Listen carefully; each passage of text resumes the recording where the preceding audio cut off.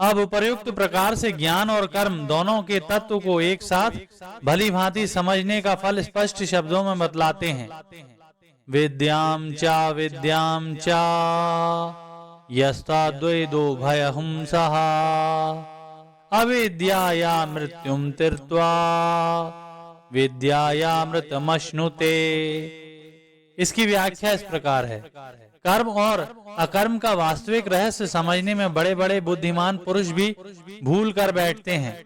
इसी कारण कर्म रहस्य से अनभिज्ञ ज्ञान अभिमानी मनुष्य कर्म को ब्रह्म ज्ञान में बाधक समझ लेते हैं और अपने वर्णाश्रमोचित आवश्यक कर्तव्य कर्मों का त्याग कर देते हैं।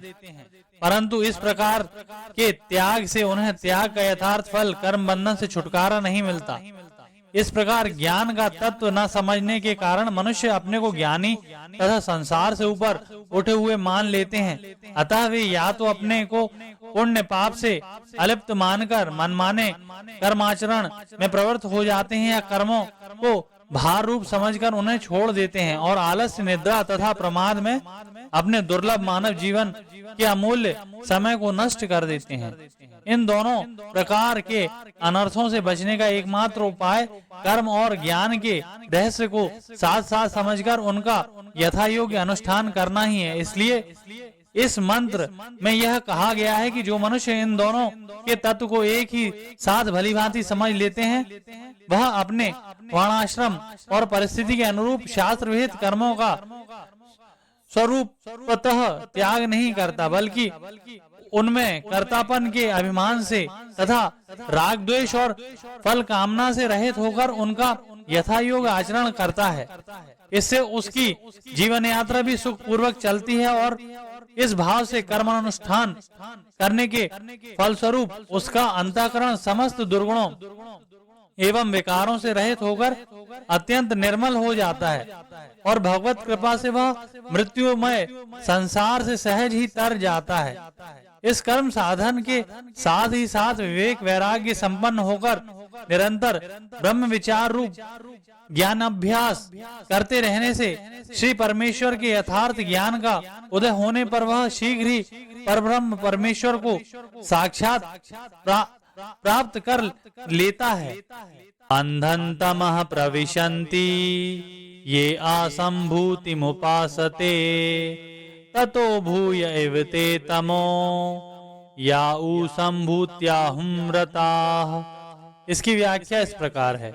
जो मनुष्य विनाशील स्त्री, पुत्र, धन, मान, कीर्ति, अधिकार आदि लोक और परलोक की भोग सामग्रियों में आसक्त होकर उन्हीं को सुख का हेतु समझते हैं तथा उन्हीं के अर्जन सेवन में सदा संलग्न रहते हैं एवं इन भोग सामग्रियों की प्राप्ति, संरक्षण और वृद्धि के लिए उन विभिन्न देवता, पितर और मनुष्य आदि की उपासना करते हैं, जो स्वयं जन्म मरण के चक्र में पड़े हुए होने के कारण अभावग्रस्त और शरीर की दृष्टि से विनाशशील हैं।